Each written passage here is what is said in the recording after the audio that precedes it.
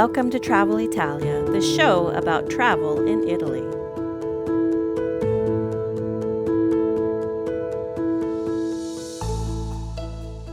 Ciao amici, and welcome back to Travel Italia, the podcast that helps you travel smarter, deeper, and with more confidence through Italy. Today we're going to talk about a very important subject for those of you planning a trip to Italy. Maybe some of you are at the beginning of your travel planning.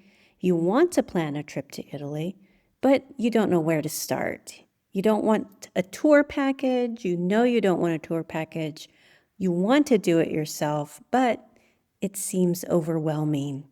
Well, today I'm going to give you a simple outline on how to craft a realistic itinerary, and I'm going to help you avoid the biggest itinerary mistakes that travelers make. Because the truth is, the best Italian trips aren't the ones when you see the most places. They're the ones where you actually have time to enjoy what you're seeing. So in this episode, I'm going to walk you through a simple, realistic framework for building an itinerary that feels exciting, not exhausting. As I've said many times in previous episodes, I think the number one mistake I see travelers make is trying to see too many places. I've seen itineraries with 5 cities in 10 days. Friends, that's more time spent in train stations than in piazzas. And on paper, it looks great, right? It feels productive, efficient, maybe even impressive. And I think people who make these kind of itineraries feel like they're covering a lot of ground, cramming in the most for their money. I get that desire to see a lot. I think it comes from excitement to do it all. But in real life, the reality of it is that it's exhausting. Think about it. You're jet lagged, dragging your suitcase over cobblestones, checking into a new hotel every other day, trying to do a city in 24 hours. And before you know it, the trip starts to feel more like a race than a vacation. You don't want that. Something that I've learned over the years that I've lived here in Italy is that Italy is not a checklist. It's an experience. It's the long lunch where you savor an incredible meal and finish it off with the digestivo. It's the quiet street you wander down by accident and discover something beautiful. It's the moment you sit in the piazza and realize you're not in a hurry anymore. It's strolling through the streets and finding a beautiful, unique artisan shop. These are great moments, but you can't have these moments if your itinerary is too packed. So let's talk about how to craft a realistic itinerary. Here's the golden rule you want to consider when planning your trip. I call it the 3-city rule. So what is this rule? For a trip that lasts 7 to 10 days, you want to do 2 to 3 destinations. For a trip that lasts 12 to 14 days, you want to do 3 to 4 destinations. That's it. Not 6, not 7, not every major highlight in one trip. This pacing gives you time to settle in, time to enjoy meals, time to wander, and time to recover from travel days. Because every time you change cities, you lose part of a day. Even a simple train day includes packing, checking out, getting to the station, waiting for the train ride itself, finding your hotel, checking in. That's half a day gone at minimum. So fewer destinations means a much better trip. Now let's talk about how to actually build a good itinerary. Here's a simple 3-step framework. Step 1, pick your travel style. Before you pick cities, ask yourself, what kind of trip do I want? Do you want big cities and museums? Do you dream of visiting the Uffizi, an Accademia in Florence, or the Vatican Museum in Rome? Are you an art lover, a history lover who just loves museums? Do you want food and wine? Are you a foodie who wants to savor the local dishes of Emilia Romagna, or maybe dream of wine tasting in Barolo? Or do you want to relax on the beach? You just want some time to relax on a beautiful beach. Well, then stunning Sardinia is your kind of vacation. No cities, just beautiful, crystalline water and sun. Perhaps you want nature and mountains. Are you a hiker? Great. There's lots of mountains to choose from, the Alps, the Dolomites. There's no end to the number of hiking trails and quaint mountain villages. Italy offers it all, but not all in the same region. So choosing a travel style helps you narrow down your options. All right, moving on to step 2. Choose a logical region. One of the biggest mistakes I see people make is zigzagging across the country, okay? Going from north to south, all in one trip. Instead, think in clusters. So for example, Rome and Florence. They're fairly close to each other. They're in different regions, but they're only an hour and a half train ride on the high-speed train. That's not bad. Or think Florence and the Tuscan countryside, all in one region. Think Venice and the Dolomites. Part of the Dolomites are in the same region as Venice, Veneto. Or Milan and Lake Como. Lake Como is just a short train ride from Milan. Or perhaps Naples and the Amalfi Coast, right next door to each other. These combinations make geographic sense. Okay, so like I said, you want to avoid jetting around, say, for example, from northern Italy, from the Dolomites to Sicily, all in one trip. The combinations I just listed, which are only obviously a few examples, will reduce your travel time and create a more relaxed flow. Okay, so that was step 2. Think geographic areas. Step 3 is limit your hotel changes. Ideally, you should have 2 hotels for a 7-day trip or 2 or 3 hotels for a 14-day trip.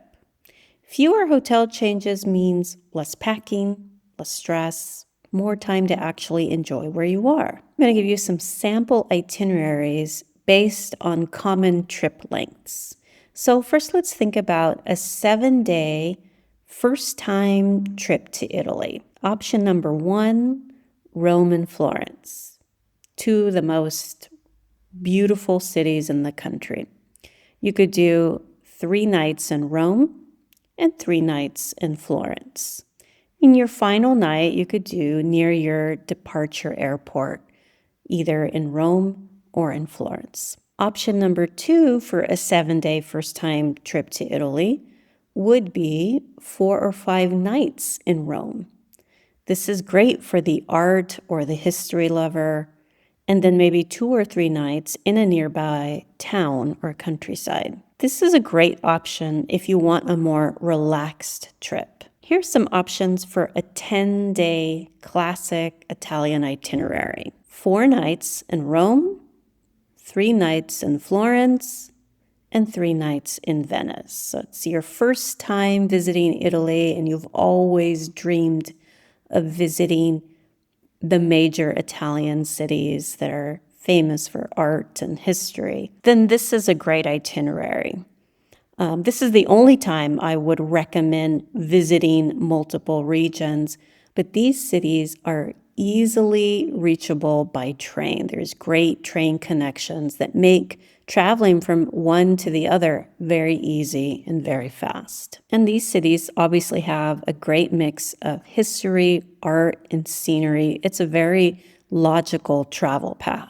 All right, let's consider what a 14-day relaxed itinerary might look like. Option 1, I would call classic plus the countryside. So that could look like 4 nights in Rome, 4 nights in Florence, 3 nights in the Tuscan countryside. You could pick 1 town in the Tuscan countryside, and then 3 nights in Perugia.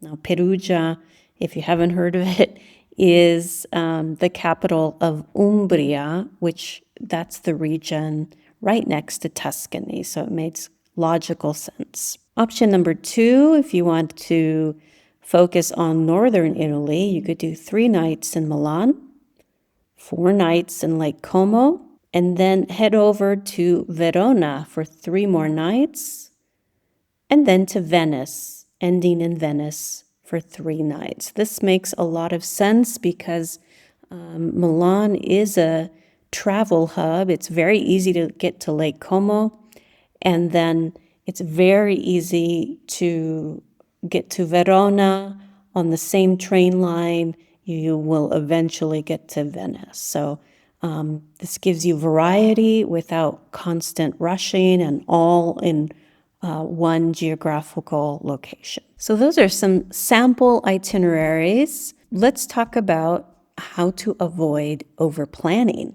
Another common mistake is scheduling every hour of every day. I've seen people do this where they schedule a museum visit at 9 a.m., a church at 10:30, lunch at noon, another museum at 1:30, and then a walking tour at 3 o'clock. That might look good on paper, but in Italy, it rarely feels good because it's just too much. Believe me, you're going to want time for wandering, for sitting in cafes, for long lunches, for gelato stops, for getting a little bit lost even. I get lost all the time on purpose, and it's fun because you come across the most interesting things. Or even just rest. You're going to have to take a rest at some point because most people, when they come to Italy, they just don't realize how much walking is involved, and inevitably you get tired. So working in a little rest time is very important. You also want to make time for quiet moments, right? A hidden piazza, a small neighborhood trattoria, or, for example, a beautiful sunset, or stumbling across a local market, or tasting some great street food. These are the moments that will only happen if your schedule has some space in it.